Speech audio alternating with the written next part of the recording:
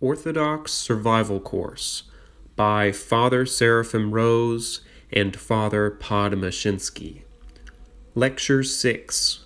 The French Revolution.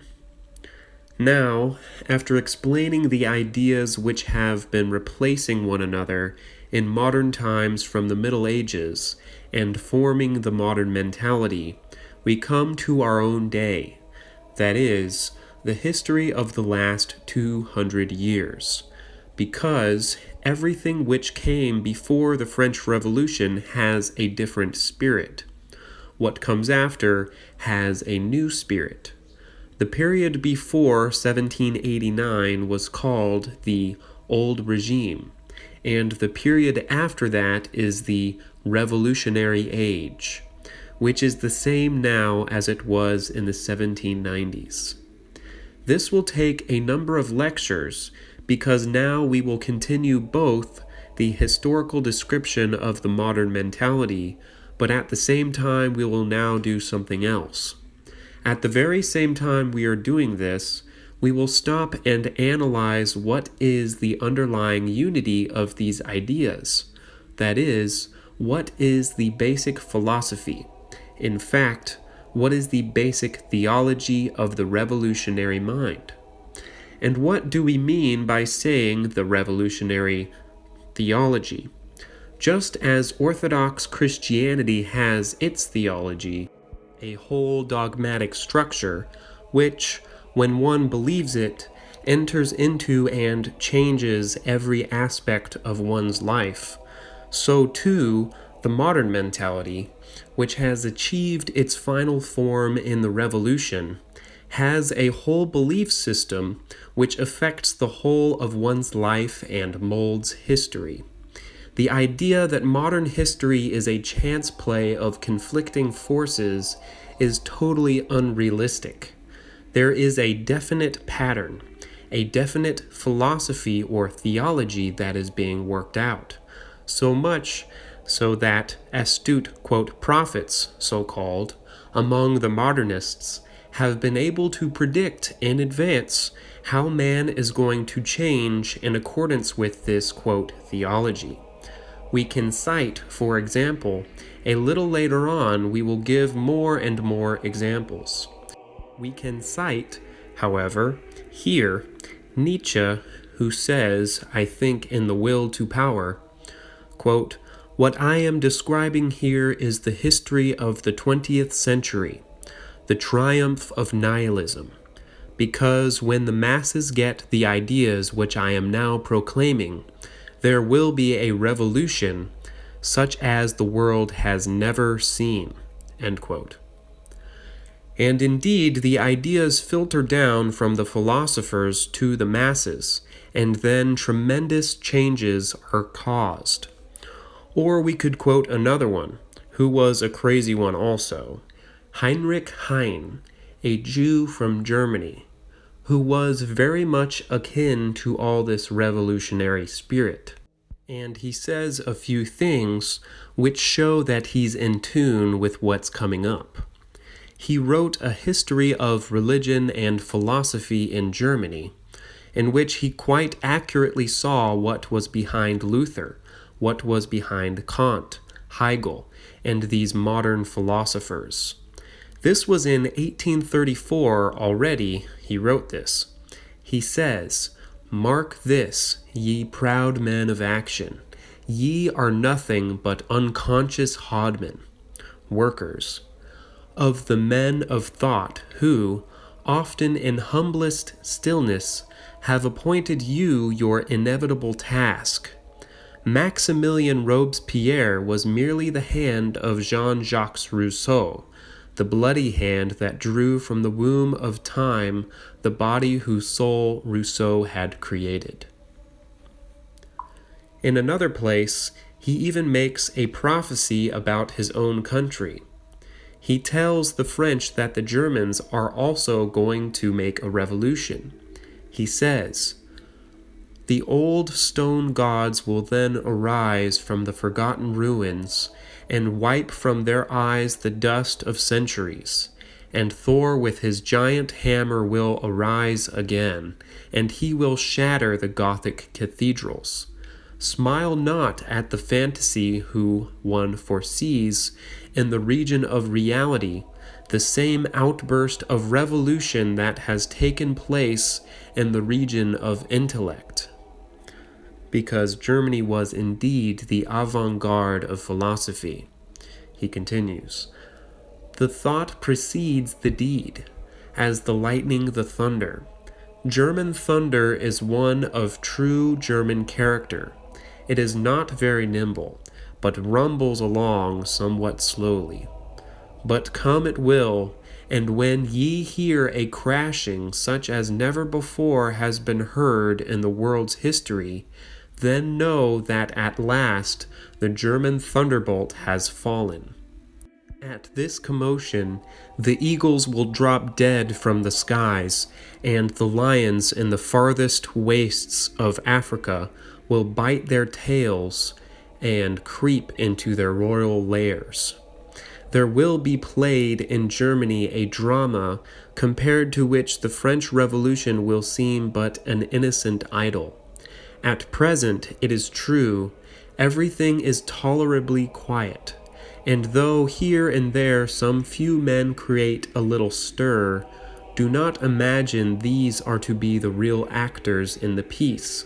They are only little curs chasing one another around the empty arena, barking and snapping at each other, until the appointed hour when the troop of gladiators appear to fight for life and death. And the hour will come, as on the steps of an amphitheater, the nations will group themselves around Germany to witness the terrible combat. End quote. Later on, we'll see what happens in Germany when there was indeed great revolutionary storm released. No one author or history book or historical event contains the whole of the philosophy or theology which produced modern history, revolutionary history. And therefore, we shall have to examine many different historical events, many different writers, philosophers, and try to grasp the underlying thread of this whole philosophy. And, in fact, it is exactly like approaching Holy Fathers. There's no one Holy Father you can read to get the whole teaching of Christianity, because many Holy Fathers express different points of view, different aspects, and the whole of the Fathers contain the wisdom of the tradition. And modern historians would like to say that one contradicts the other and so forth. But if, once you enter into the Orthodox spirit, you see that one rather compensates for the other, and there's a marvelous harmony in all the writings of Holy Fathers. In the same way, there's the same kind of harmony in all these modern thinkers, the ones who are really in contact with the spirit of the times. You can read one and get one aspect, read another and you get a different aspect. You can see in the French Revolution one aspect, in Napoleon a different aspect. When you put them all together, you see there's a marvelous harmony to it, and it all makes sense. But this has not really been done before, such an analysis, and therefore we'll have to look at very many different aspects. With the Revolution, we must examine two aspects of the activity of the modern mentality. We call these the philosophers and the activists. The philosophers who have the ideas and the activists who produce the historical events. Or as one early historian of the French Revolution said, the one is called the, quote, corrupting philosophers, the ones who think the thoughts. The second are called the massacring philosophers, the ones who go out and massacre the people. This is the age, this modern age, this revolutionary age, when modern philosophy produces the most profound effects in everyday life.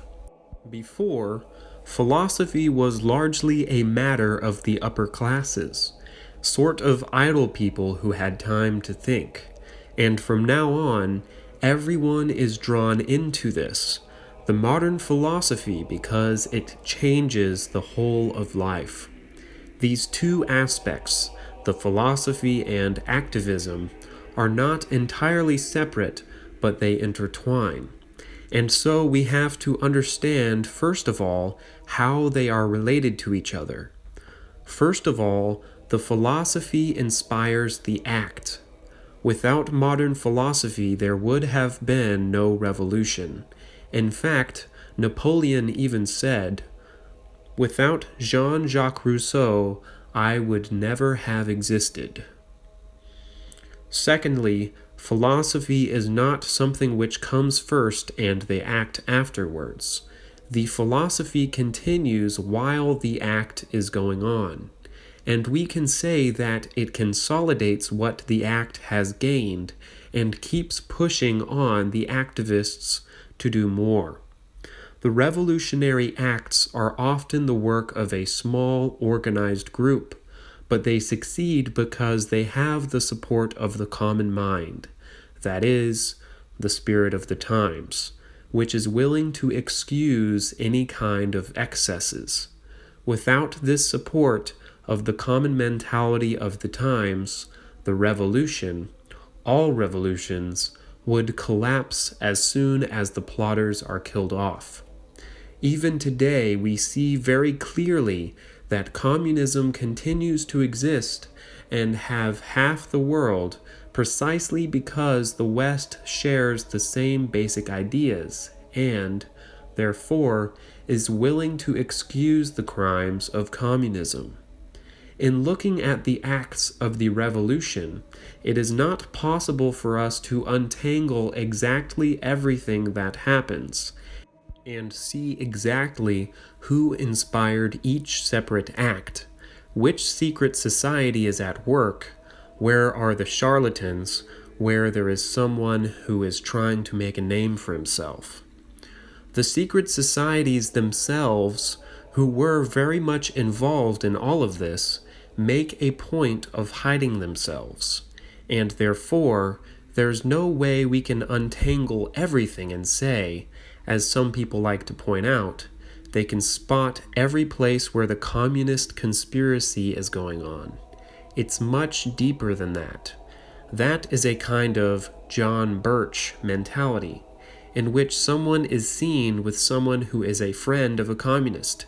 Therefore, that means that the plot is right there, and that's not necessarily the case at all.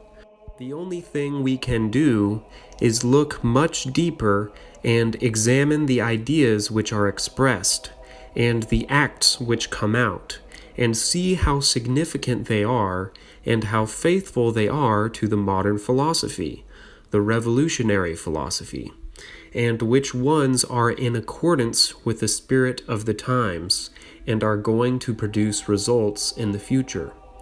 Therefore, first of all, we will try to trace the progress of modern thought in the revolution. And by the revolution, I mean, of course, the whole new concept of revolution, which is a universal thing, which begins with the French Revolution. We will try to show the unity of the whole revolutionary movement and analyze its theological philosophy and its psychology. This will give us an outward, unified view of the revolutionary age. And then in a later lecture, we'll turn around to the inward so-called spiritual striving of modern man, which gives the inspiration for the final goal of the whole revolution. In looking at the French Revolution, which is the place where we begin, because this is where modern ideas have their first great outburst, we will have to come to an approach which is different from most histories of the French Revolution. You can read historians explaining its events as though the revolution was made by well-meaning people, and unfortunately there were sometimes some hotheads who got mixed up with it, and historical circumstances changed. Outward dangers caused change of plans, and the whole thing just didn't come off the way it was supposed to be. And the idealists were somehow frustrated and have to come back and start again. And this, if we look at the actual history of events, is a very naive view. It's not that way at all. This is not to say that every single event is brought about by a conspiracy, because there are many other motives. There are many people who want themselves to take over, to kill off somebody else, and many byways in which the revolution gets sidetracked and then comes back to the main purpose. And so we have to look, as I said, to see what is the essence of the various changes which come about, and to follow the thread which occurs as a constant thread throughout the revolutionary events. In explaining the revolution, there is one book which is very great at being a textbook of this. It is written by a person who was in Paris during the revolution, during the 1790s, and wrote the book about 1797, I think. And this edition we have is 1818. It's called Memoirs to Serve for a History of Jacobism by the Abbé Barruel, Barruel. And he's very valuable because he was right there when all of this was very fresh. And he was faced by the same kind of thinkers we have today, who say that the whole thing was a noble experiment which did not come off. And he made great research into many texts, and we'll see what kind of texts they were, and shows that there's a single thread which goes through the revolution. It's not some kind of chance thing. And many things which now people and historians might say are accidental results, he says, no, they planned it that way. And he has the texts to back it up. I'll read the part of the introduction to his book which shows his whole approach. He says, under the disastrous name of Jacobins, who are the radicals who immediately took over the revolution, under the disastrous name of Jacobins, a sect appeared in the first days of the French Revolution, teaching that men are all equal and free. In the name of this equality and this disorganizing liberty, trampling underfoot the altars and the thrones. In the name of this same equality and of this same liberty, calling all the nations to the disasters of the rebellion and to the horrors of anarchy. From the first moment of its appearance, this sect found itself 300,000 members strong, supported by 2 million arms, which it could set in motion throughout the whole extent of France, weapons of torches, pikes, hatchets, and of all the thunderbolts of the revolution. It is under the auspices, it is by the movements, the impulsion, the influence and the action of this sect that were committed all the great atrocities which have inundated a vast empire by the blood of its bishops, pontiffs, its priests, its nobles, its wealthies, its citizens of every rank, every age, every sex. It is by these very men that King Louis XVI, the Queen, his spouse, his sister, Princess Elizabeth, battered by outrages and ignominy during a long captivity, were solemnly assassinated on the scaffold, and all the sovereigns of the world were proudly menaced by the same fate. It is by these men that the French Revolution has become the scourge of Europe, the terror of powers vainly united to put an end to the progress of these revolutionary armies, more numerous and more devastating than the inundation of the Vandals. Who, therefore, are these men who come out, so to speak, from the bowels of the earth, with their dogmas and their thunderbolts, with all their projects, all their means, and all the resolution of their ferocity? What is this devouring sect? What might be their school, and who might be their masters? What are their subsequent plans? This French Revolution brought to an end, will it finally cease to torment the earth, to assassinate the kings, and to fanaticize the nations? We have perceived them trying to persuade people that the whole revolutionary and conspiratorial sect before this revolution itself is only an imaginary sect. For those people, all the evils of France and all the terrors of Europe succeed one another, are connected by the simple concurrence of unforeseen circumstances, impossible to foresee.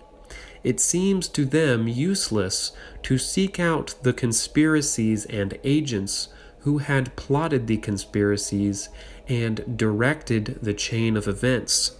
The ones, actors, who rule today do not know the plans of those who have preceded them, and those who will come after them will likewise be ignorant of the plans of their predecessors.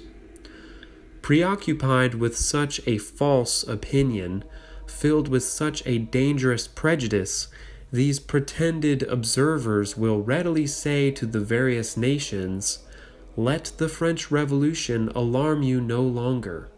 It is a volcano which has opened itself, without anyone being able to know the hotbed where it was prepared, but it will wear itself out, with its fuel, on the counterforces which have seen it arise." You announce that, due to causes unknown in your climates, due to elements less likely to ferment, due to laws more analogous to your character, the public fortune being so much more secure, the fate of France could not become yours. And if you must one day participate in it, in vain will you seek to avoid it. The coincidence and the fatality of circumstances will sweep you away against your will. That which you might have done to escape it might perhaps be called the plague, and will only hasten your misfortune. I have in my hands the memoir of an ex-minister, of Louis XVI, who was consulted about the causes of this revolution, and in particular concerning the principal conspirators, whom it would be good to know about the plan of the conspiracy. I have read how he pronounces that it would be useless to search out either men or an association of men who could have planned the ruin of the throne and of the altar, or formed any plan which could be called a conspiracy. Unfortunate monarch! When the very ones who should have been watching out for you are unaware of even the name and even the existence of your enemies, and those of your people, it is very astonishing that you and your people would be the victims of it. We will tell them, in this French Revolution, everything including its most horrible crimes, all has been foreseen, planned, contrived, resolved, decreed. All has been the result of the most profound infamy, since all has been prepared, brought about, by the men who alone possessed the thread of the conspiracies long ago plotted in the secret societies, and who have known how to choose and hasten the moments propitious to their plans. If in these daily events there exist certain circumstances which seem to be less the result of plots, there is none the less one cause of them from the secret agents who would both invoke these events, who would know how to profit from these circumstances, even to call them into existence, and who would direct them all towards the principal object. These circumstances could well serve as a pretext and occasion, but the great cause of the revolution, of its great crimes, of its great atrocities, would always be independent of these incidental circumstances. And this great cause exists all within the conspiracies plotted long ago. In uncovering the object and the extent of these conspiracies, I ought to dispel an error even more dangerous. It exists in one fatal delusion among men who would not have difficulty agreeing that this French Revolution has been planned, but they are not afraid to add that in the intention of its original authors, it was bound to lead only to the happiness and the regeneration of the empires. That if great misfortunes have come to interfere with their plans, it is because they came across great obstacles. And besides, that one does not regenerate a great people without great agitations, but that, after all, these storms are not eternal, that the waves will subside and the calm will return, and then the astonished nations, rather than having to fear the French Revolution, instead will imitate it by holding fast to its principles. This error is above all what the leaders of the Jacobins strive all the more to confirm. This explanation was given as the first implements of the rebellion to that whole band of constitutionalists, who still regard their decrees about the rights of man as a masterpiece of public law, and who still do not lose the hope of one day seeing the whole universe regenerated by this political rhapsody. This explanation was given to all those men whose stupid credulity, with all their good intentions, sees only a necessary misfortune in the horrors of the 10th of August and in the massacre of the 2nd of September, which we will discuss. It is given finally to all those men who even today are consoled by 300,000 or 400,000 assassinations, by those millions of victims which the war, the famine, the guillotine, the revolutionary tribulations have cost France. To all those men who yet today are consoled by this immense depopulation, under the pretext that all these horrors will eventually bring about a better order of things. Against this false hope, against all these supposed intentions of the revolutionary sect, I put forth its true plans and its conspiracies for realizing them. I will speak because it must be properly told at last, because all the proofs of it have been obtained.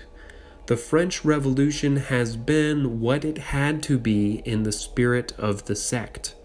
All the evil which it has done, it had to do.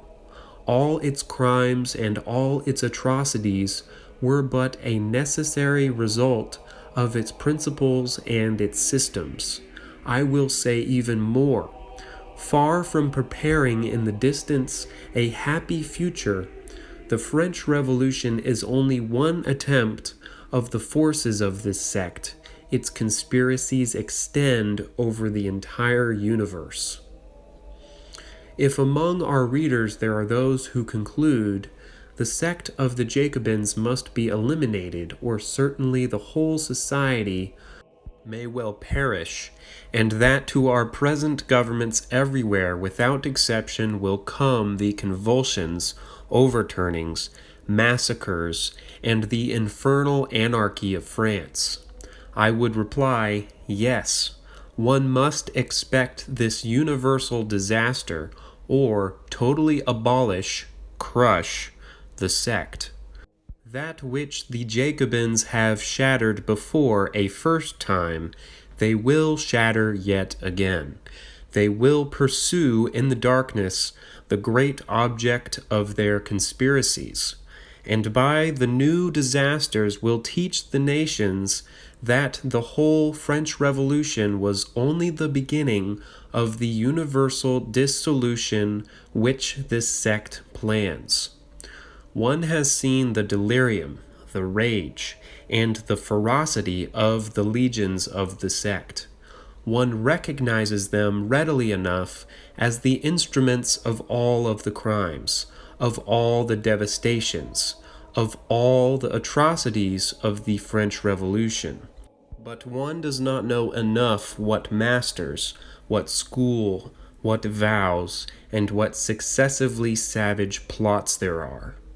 The result of these investigations and of all the evidence which I have gathered, above all in the archives of the Jacobins and of their first masters, has been that their sect and their plots are in themselves but the joining together, the coalition of a triple sect, a triple conspiracy in which, long before the Revolution, was plotted and is yet being plotted the overthrow of the altar, that of the throne, and finally, that of the whole civil society. It was already planned. The 3 points he has in mind are the philosophers, the Masons, and the Illuminati. Back to his quote.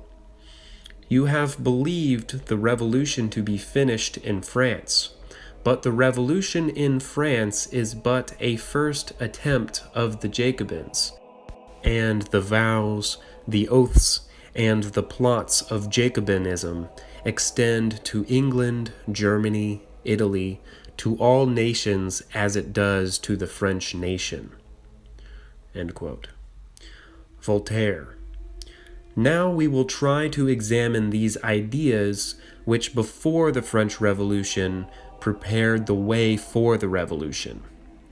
First of all, there is that thing which we already examined briefly in the previous lectures, that is, the philosophy of the Enlightenment.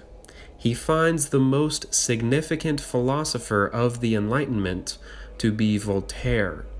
In this respect, because when he was still a young man in England, he made a vow that he would devote his life to the destruction of Christianity.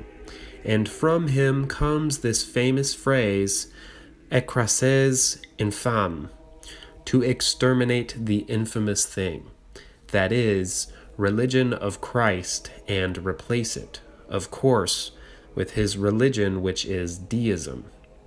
He and his followers, as I said, are the ones that this Beruel calls the philosophers corrupteurs, the corrupting philosophers.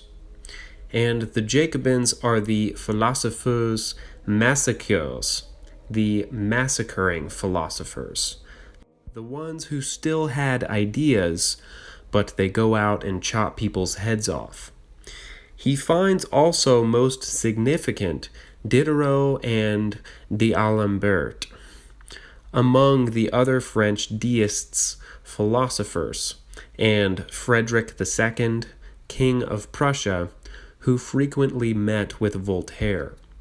And we see at that time, as later on with Bolshevism, that the wildest revolutionaries have the ability to persuade princes and high rulers to go with them in their plans. We will later on say something about the Jews, but right now we'll just mention that it's interesting that both d'Alembert and Voltaire, in their hatred for Christianity, tried to persuade several princes to rebuild the temple in Jerusalem in order to prove that Christianity was false, the same way that Julian the Apostate tried to do it. He even wrote a letter to Catherine II, "Please build the temple in Jerusalem." But Catherine was rather smarter than that. Many of the rulers, the small dukes in Germany, and the nobles in France were very much intrigued by these ideas. Even the very wildest revolutionary ones were doing away with Christianity. And that's, of course, one big reason why the revolution had such support. But Catherine II in Russia, although she was German and so forth, was much smarter than the other rulers. And she even told Voltaire that she couldn't go along with all his ideas, although she was a very good friend of his, and that if his ideas were going to be put into practice, she would no longer be able to have her salon and invite him to give talks. And later on, when the French Revolution broke out, of course, she arrested all the Masons, and that was the end of revolution for her. Rousseau. A second great stream. The first one is Voltaire and the deist philosophers who are rationalists. That is, they reduce everything to their limit of their understanding. A second great current of philosophy, which was very influential in the Revolution, was that of Jean-Jacques Rousseau, who is the philosopher of feeling. He said of himself that he had a romantic spirit. He was filled with great feelings. He had always found somebody who would support him in his love affairs and everything else. He would go in the woods. Some great prince would support him, and he would ramble in the woods. And his heart would swell up with great feelings, and he would recognize God everywhere, and that was his religion. He lived in his emotions, in the realm of the vague and the indefinite.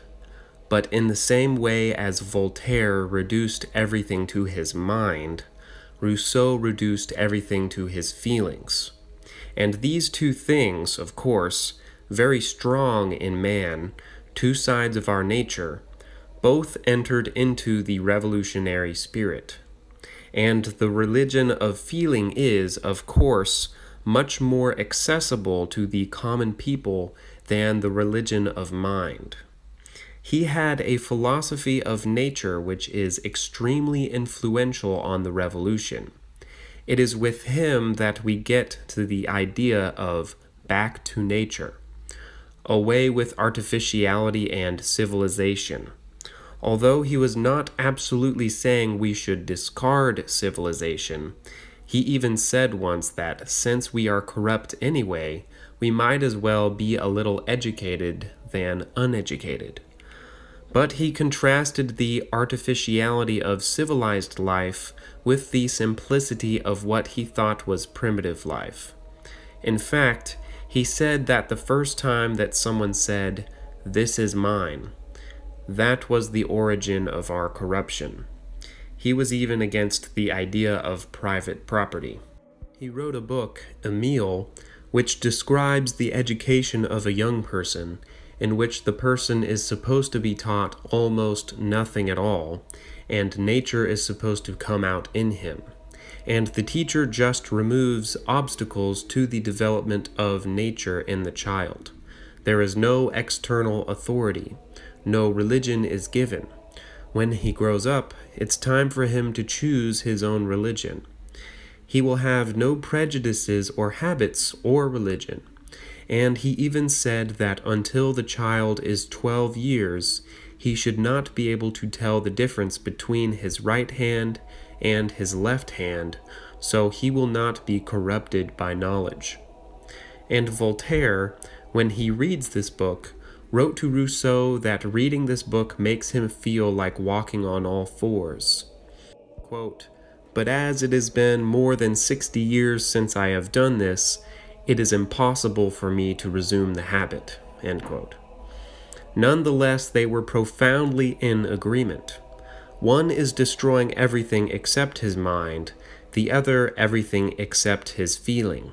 So even, though they are, opposed in their basic outlook, since Rousseau also didn't like this complicated rationalism, still their effect is even more powerful because it takes two strands and applies them to the revolutionary activists. They will be inspired by both of these. In his politics, he developed the idea that sovereignty comes not from God, not from the upper classes, but it comes from the people. Of course, this is the big idea of revolution.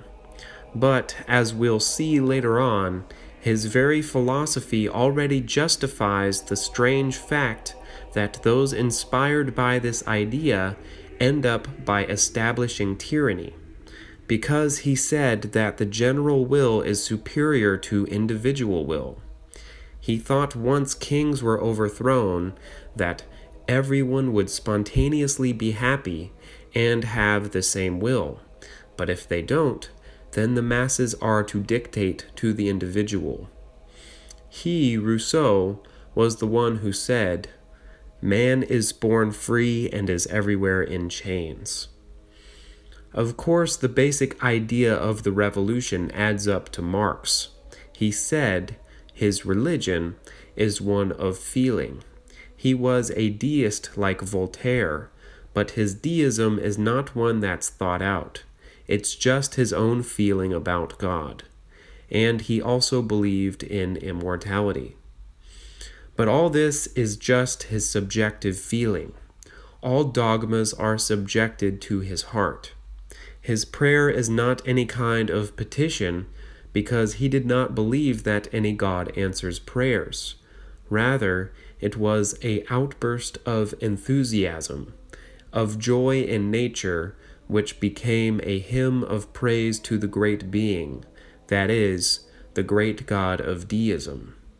In his ideal commonwealth, he said that no intolerant religion should be allowed, that is, Christianity, of course.